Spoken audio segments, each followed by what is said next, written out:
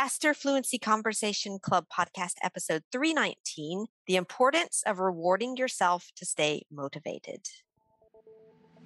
Welcome to the Faster Fluency Conversation Club podcast by Business English with Christina. The Faster Fluency Conversation Club takes place on Zoom and is a way for you to improve your fluency and confidence in English by talking about real-world topics. We meet for 1 hour every Monday, Tuesday, Wednesday, Thursday, and Friday, and we would love you to join us. If you want to practice your English, become more confident, and meet people just like you from all around the world, and have guidance from my expert teachers and me, just click the link in the show notes. Our podcast listeners receive a 50% discount on the first month of membership with the discount code FFCC50.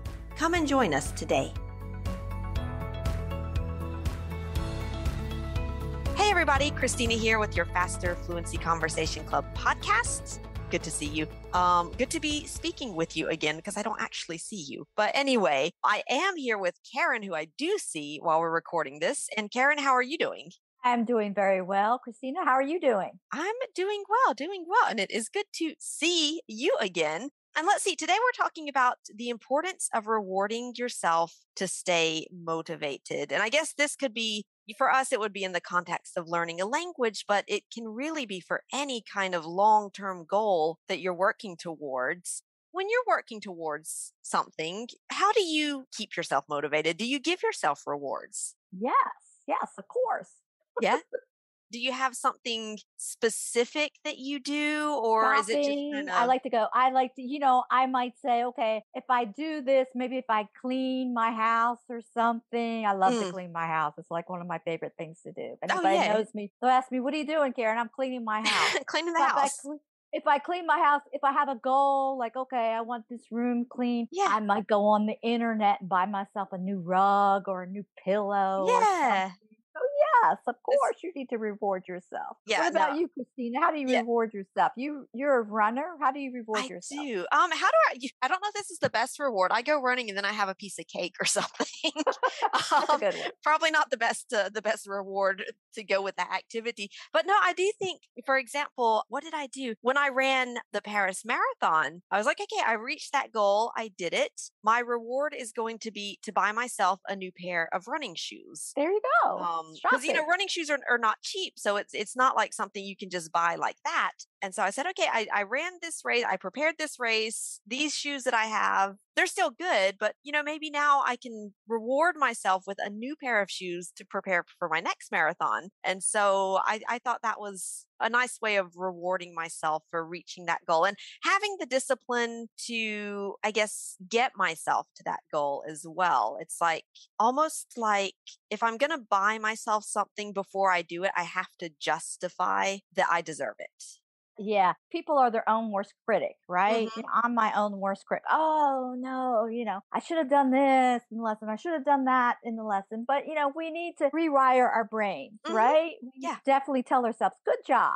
Hey, these are the things I did well. These are the things maybe I would have done a little differently. But you need to celebrate to embed and rewire your brain. You need that exactly. dopamine. Exactly that. Yeah. And that's exactly it. It's like, if you do something, let's say for the people listening to the podcast, maybe you go into a session of FFCC, or you have a lesson with your teacher, or you do something in English at your work, like you do a presentation or you participate in a meeting or whatever. Like you said, a lot of times people, and when I say people, I'm including myself in this, we have a tendency to look at the things that we didn't do as well as we wanted. And that is training our brain to say, oh, I'm bad at English. And I hear it with a lot of people I talk to. We'll talk about what program they want to join or whatever. And they start off by saying, I'm really bad in English, or I was always bad in English. And it almost becomes like a self-fulfilling prophecy. You say, oh, I'm bad, I didn't do well. Then you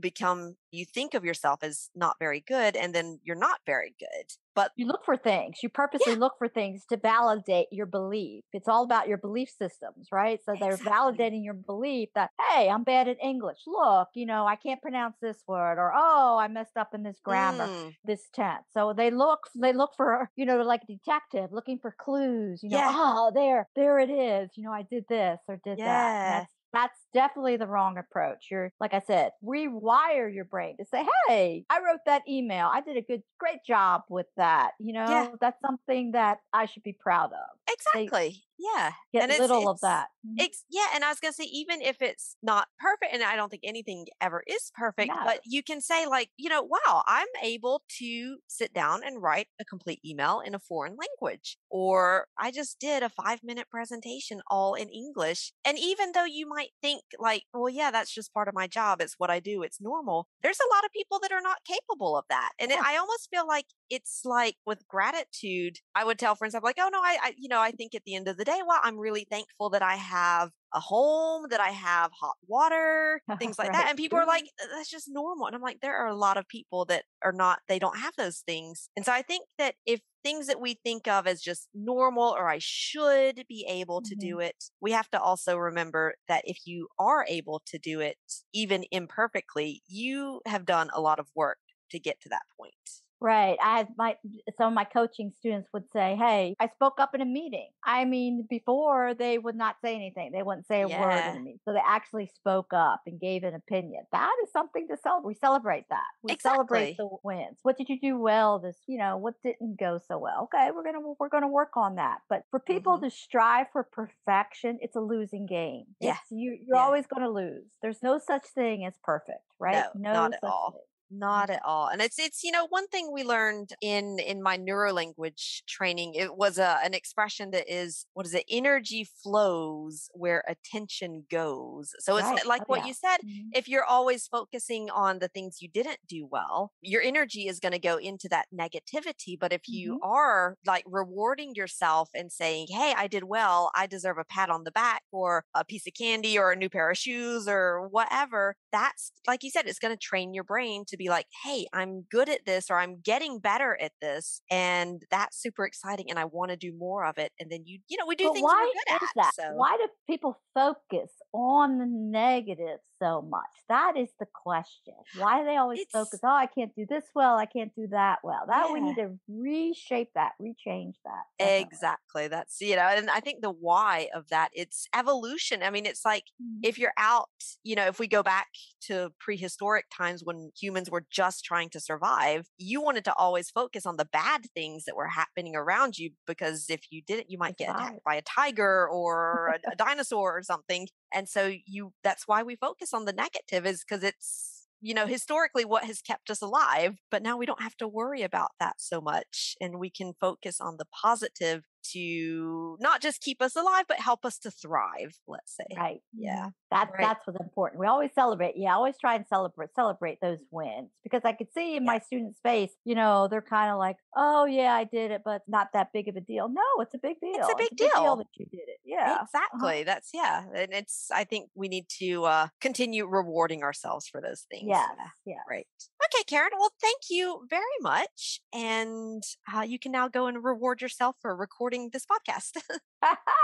Right. I'll buy myself a pillow. There you go. All right, Karen, thanks a lot and have a good one. Yep. Thank you for listening again this week. As a bonus for our listeners, we now offer the transcript of this episode for free so you can read after listening. Our goal is to help you improve all aspects of your English. And when you become a member of the Faster Fluency Conversation Club, each week you also get exercises on grammar, vocabulary, pronunciation, and more directly connected to the topic of the conversation each week. In addition to the daily speaking practice in the club, you'll also make friends around the world with professionals just like you, so you have fun learning and remember what you learned better. And because you listen to this podcast, you get a 50% discount on your first month of membership. Just use the code FFCC50. And if you'd like to join the club, the link for more details is in the show notes for this podcast. We hope to see you in the club.